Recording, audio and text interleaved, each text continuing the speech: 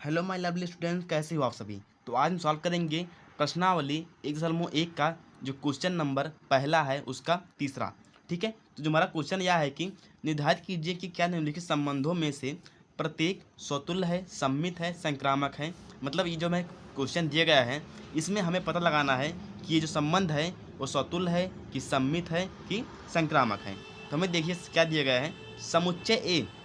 समुच्चय ए हमें दिया गया है, क्या है, 1 2 3 4 5 6। समुच्चय देने का मतलब यही होता है कि जो भी हम संबंध बनाएंगे वो उनके जो अवयव होंगे वो समुच्चय के अंदर से ही होंगे। ठीक है, जैसे हम बना सकते हैं 2 और 4 संबंध बनाएंगे, 2 और 5 संबंध बनाएंगे, तो समुच्चय के बनाएंगे। ऐसा नहीं बनाएंगे कि एक का संबंध 7 से कर दिए, एक का संबंध 9 से कर दिए, क्योंकि 7 9 इस समुच्चय में नहीं है। तो आई होप आप समझ गए होंगे कि हमें समुच्चय क्यों दिया गया है। ठीक है, में आर जो हमें संबंध दिया गया है यह है कि यदि हम एक्स और वाई का संबंध बनाते हैं तो वाई जो हो, वाई भाज्य हो किससे, एक्स से। ठीक है, तो ये हमारी कंडीशन है, द्वारा परिभाषित संबंध है। मतलब हमें संबंध बताना है कि ये स्वतुल्य है कि सममित है कि संक्रामक है। तो चलिए हम बिना देरी किए अपने इस क्वेश्चन को स्टार्ट करते हैं। तो देखिए क्या दिया गया है, हमें दिया गया है एक प्यारा सा समुच्चय। तो यहाँ पे हम लिख लेते हैं अपना समुच्चय दिया है। समुच्चय ए इज इक्वल टू हमें प्राप्त हुआ है क्वेश्चन से, क्या है, 1 2 3 4 5 6। ये हमें समुच्चय मिला गया है। उसके बाद क्या गया है, हमें संबंध दिया गया है। संबंध क्या है, आर का क्या है यह है कि यदि हम एक्स व वाई का संबंध बनाते हैं तो जो वाई हो वो हो भाज्य, भाज्य हो किससे, एक्स से।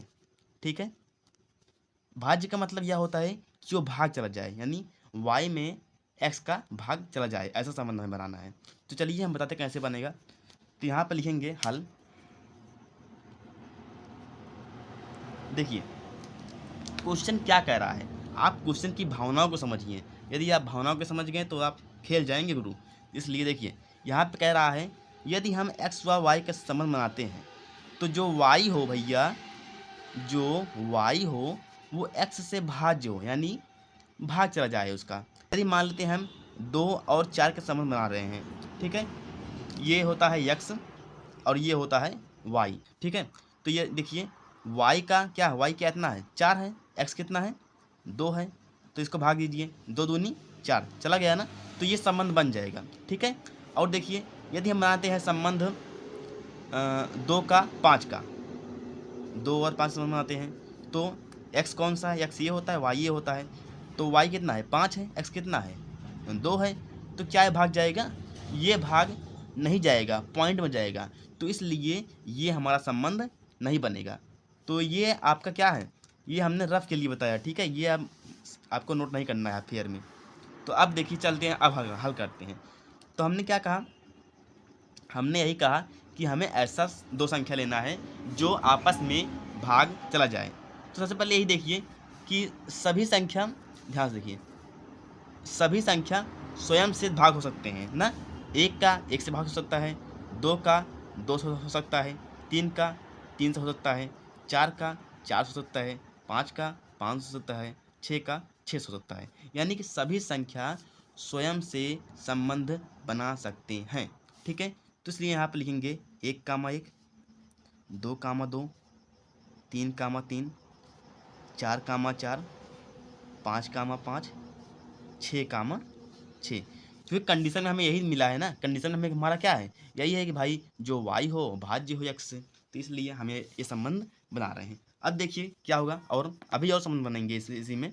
देखिए जो 1 है ये सभी संख्याओं के साथ भाग जा सकता है, मतलब 2/1 हो सकता है कि नहीं, 3/1 हो सकता है, 4/1 हो सकता है, 5/1 हो सकता है, 6/1 हो सकता है। ठीक है, इधर इसको 1 का 2 से हो सकता है ना। तो मतलब 1 का 2 से भाग बन सकता है, 1 का 3 के साथ संबंध बन सकता है, 1 का 4 के साथ हो सकता है, 1 का 5 के साथ हो सकता है, 1 का 6 के साथ हो सकता है।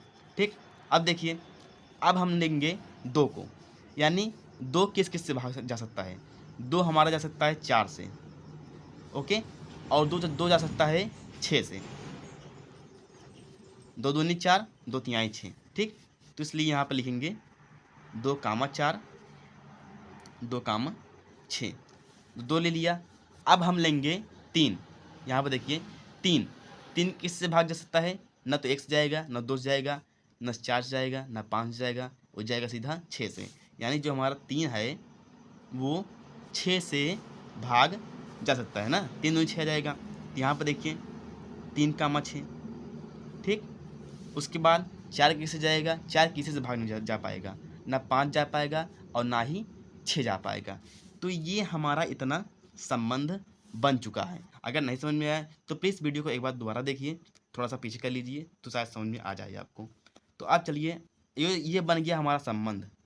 अब हम यहाँ पे इसी संबंध से पता लगाएंगे कि ये हमारा संबंध स्वतुल्य है कि सम्मित है कि संक्रामक है, क्योंकि हमारा मेन तो क्वेश्चन में यही बोला गया है कि यही पता लगाइए। तो यहाँ पर लिखेंगे हम स्वतुल्य। स्वतुल्य कंडीशन क्या होती है कि यही होती है कि भैया सभी का जितने भी अवयव हों उनका स्वयं से संबंधित हो, और जो अवयव आए वो कहाँ से आए? समुच्चय से आए। ये हो गई कंडीशन। तो आप देखिए इसमें जितने भी अवयव दिए गए हैं इस क्वेश्चन में 1, 2, 3, 4, 5, 6 सभी का स्वयं से संबंध है कि नहीं? 1 का 1 साथ है, 2 का 2 साथ है, 3 का 3 साथ है, 4 का 4 साथ है। यानी कि हम यहाँ पे 1, 1 का साथ है, 2 का 2 के साथ है ना। तो यहाँ पे सकते हैं ETC। तो ये हो गया हमारा स्वतुल्य। अगर 1 का 1 साथ नहीं हो सकता होता, 2 का 2 के साथ नहीं होता तो हमारा स्वतुल्य नहीं होता। तो यहाँ पर लिख सकते हैं चूँकि 1 का 1 के साथ संबंध है, ETC यानी इसी प्रकार सभी का है, इसलिए हमारा R क्या है? स्वतुल्य है। अब हम बढ़ते हैं अपने सम्मित की ओर। सम्मित में क्या होता है कि यदि A B के साथ संबंध रख रहा है तब B को भी A के साथ संबंध रखना पड़ेगा, और जो AB आए कहाँ से आए? आपके समुच्चय से आए, ठीक है। मतलब इसका उल्टा, यदि A B के साथ संबंध रख रहा है तो B को भी A के साथ संबंध रखना पड़ेगा, तभी आपका स्वतुल्य कहलाएगा, नहीं तो तभी आपका सम्मित कहलाएगा, नहीं तो सम्मित नहीं होगा। देखिए क्वेश्चन में, तो यदि हमें रिलेशन में ध्यान से देखें तो मान लेते हैं 2 का संबंध 4 के साथ है। तो क्या आपको इस संबंध में कहीं, मान लेते हैं 2 का संबंध 4 के साथ है, तो क्या आपको इस संबंध में कहीं 4 का संबंध 2 से है? यानी इसका उल्टा दिख रहा है? ध्यान से देखिए, नहीं तो आप गड़बड़ा जाएगा। 2 का संबंध 4 के साथ है तो क्या 4 का संबंध 2 के साथ दिख रहा है? जी बिल्कुल नहीं दिख रहा है। तो इसका मतलब यह हुआ कि ये हमारा सममित नहीं है। तो इसलिए लिखेंगे R सममित बिल्कुल भी नहीं है। ओके, अब हम कल निकालेंगे क्या? स्वतुल्य सम्मित के बाद आता है नंबर संक्रामक की। तो यहाँ पर लिखेंगे संक्रामक। संक्रामक क्या कंडीशन होती है? यह होता है कि यदि A B के साथ संबंध रखता है, ठीक, और B जो है वो किसी तीसरे यानी C के साथ संबंध रखता है, तब इसका पहला और इसका आखिरी, मतलब इसका ये इसका ये, यानी A जो है वो C के साथ संबंध रखना पड़ेगा, ठीक है। और जो A B C आए वो कहाँ से आए? आपके समुच्चय से। चलिए देखते हैं संबंध बन पाता है कि नहीं बन पाता इनका भी। तो मान लेते हैं यहाँ पर कोई 1 का संबंध 2 के साथ है। चलिए 1 का संबंध 2 के साथ है, अच्छी बात है, ठीक।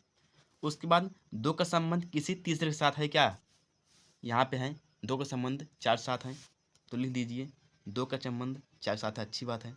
उसके बाद इसका पहला और इसका लास्ट, यानी कि 1 का संबंध 4 के साथ है, यदि ये है तो हमारा संक्रामक होगा, यदि ये नहीं है तो हमारा संक्रामक बिल्कुल नहीं होगा। देखिए ध्यान से, 1 का संबंध 4 के साथ है, ये रहा, ठीक, इसका मतलब ये है, तो इसलिए R संक्रामक होगा। ठीक, तो आई होप आपको जो हमारा क्वेश्चन नंबर तीसरा था पहले का, वो बहुत ही अच्छे तरीके से समझ में आया होगा। तो अगर वीडियो पसंद आई होगी तो प्लीज़ इस वीडियो को लाइक कीजिए, कमेंट कीजिए और अपने दोस्तों के साथ शेयर जरूर कीजिए। तब तक के लिए bye bye, take care and जय हिंद।